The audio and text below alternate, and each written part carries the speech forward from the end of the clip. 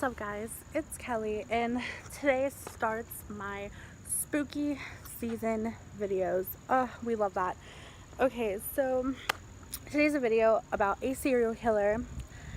I am really digging deep into this because I love serial killers. I love learning about them. I love everything about them, honestly.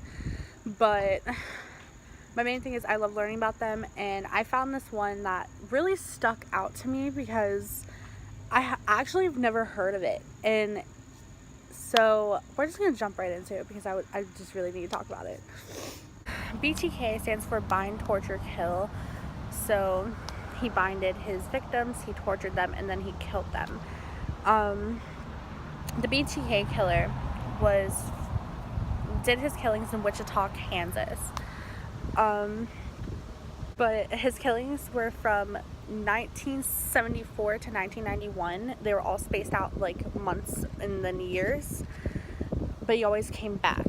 Yeah, he'd sent taunting letters to police about his killings, like pretty much describing what they were. But his first killing started July 15th of 1974, where he killed the Arturo family. And what had happened with that was he strangled the family to death, which the parents, Josephine and Julie, and their two of their children, Josephine and Joseph Jr., they were strangled to death. What broke my heart about all of this was their 15-year-old son came home and found them dead. But the killer decided that killing people brought him pleasure, and pleasure to the point where it was sexual, and he actually left semen at the scene. But to find the killer, they couldn't trace blood into his semen, where they couldn't really find him. Like, they couldn't find like his blood type, because apparently that was like easier. But the BTK Killer is also known as Dennis Rader. Dennis Rader was born March 9th of 1945. He is now 78. He actually struck again of April 4th of that same year to stab and torture and strangle Catherine Bright. He actually waited for her in her apartment, and he actually ended up shooting her brother. I think it was Kevin. Ended up shooting her brother, but he survived, and he actually described the man as like a psychotic looking man with a bushy mustache.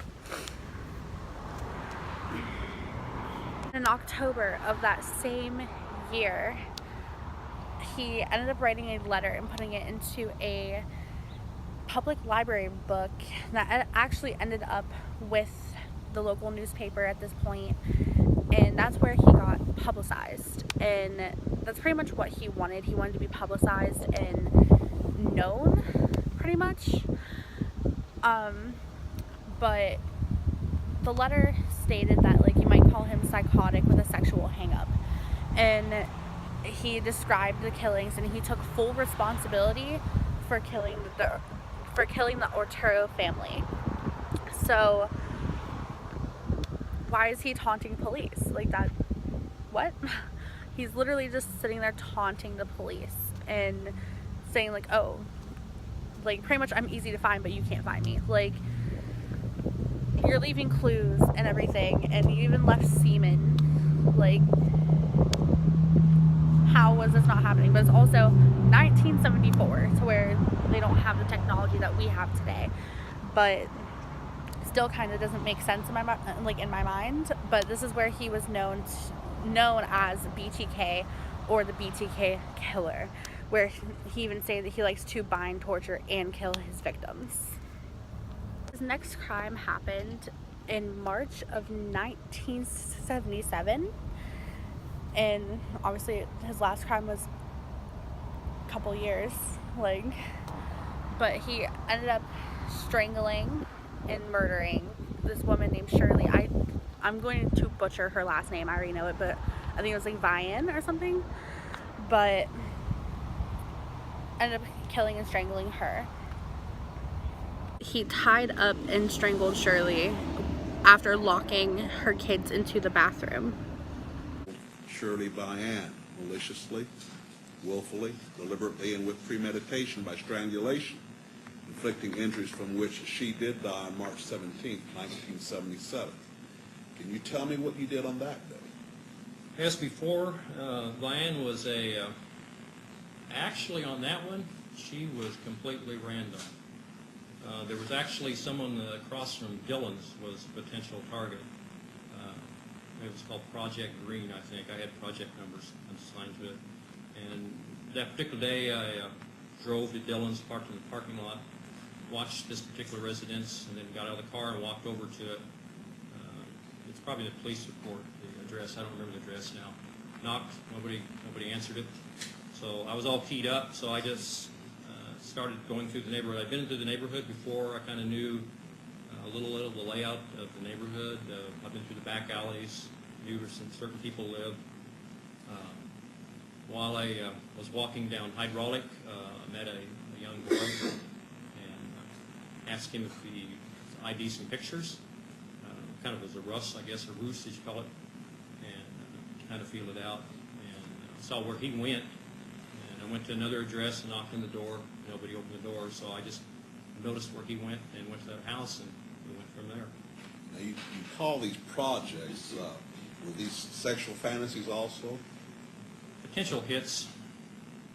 In my world, that's what I call them. All right. So They're you called went, projects, hits. all right, and why did you have these potential hits? Was this to gratify some sexual interest? Or? Yes, sir. I had a lot of them, so it's just, if one didn't work out, I just moved to another one.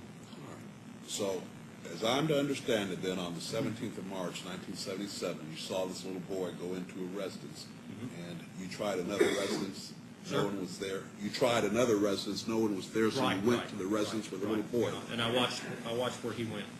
What happened then?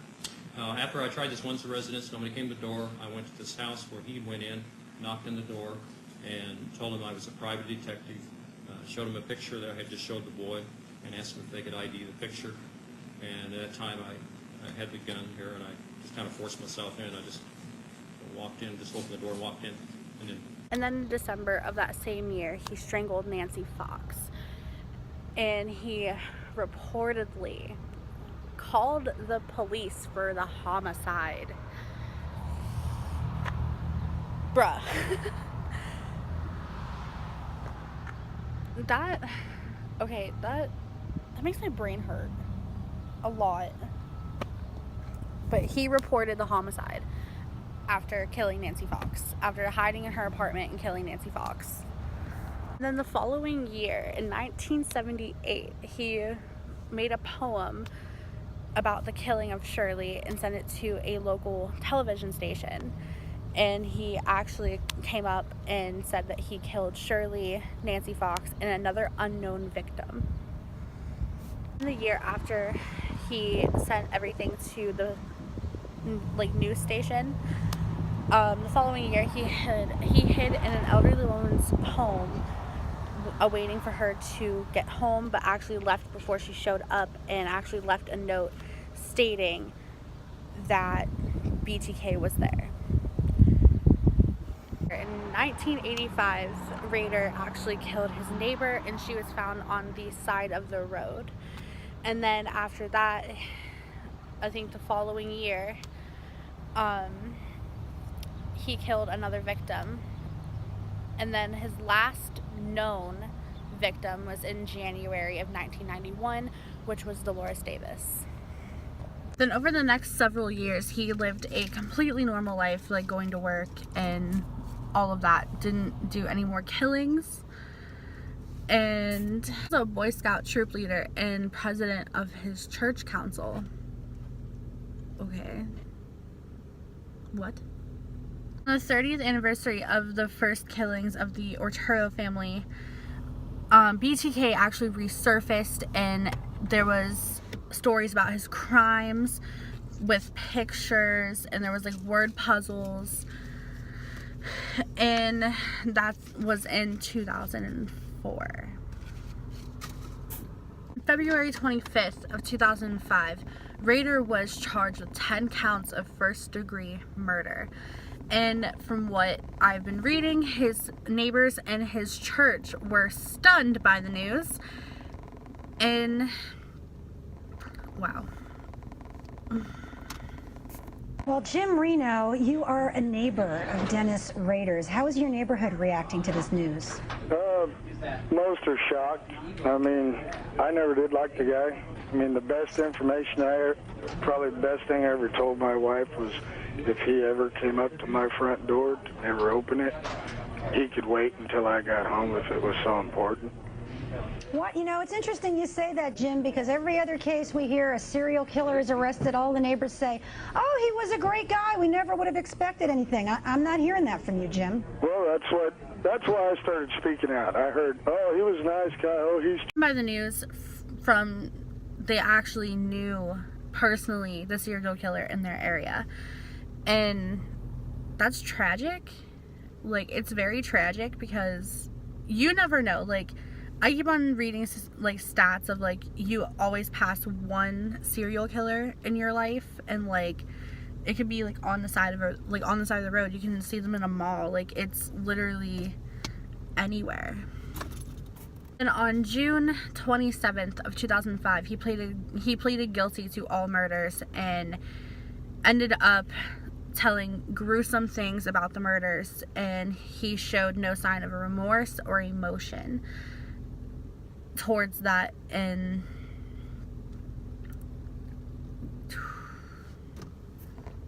as Rader did the killings before Kansas's state thing of 1994 reinstatement, he was not eligible for the death penalty, and he was serving 10 life sentences. But as he was getting arrested, he was pulled over on the side of the road in Park City, Kansas. And the officer asked him, Mr. Rader, do you know why you're getting arrested? And his response was, oh, I have suspicions why. And that was February 25th, 2005. And that's just a start of my spooky season videos. If you guys want any more information on any type of killing, or like just like an unsolved murder, solved murder, any serial killers, please let me know in the comments. I will literally love to take any suggestions. Also, I will be uploading my playlist live video here soon. I'm actually waiting for a part of the footage, which I'm getting Friday. And yeah, if you like this video, go ahead and hit like, smash that subscribe button, turn on post notifications, that way you never miss a post. Follow me on all my social medias, which are down in the description below, and I'll see you guys in the next video.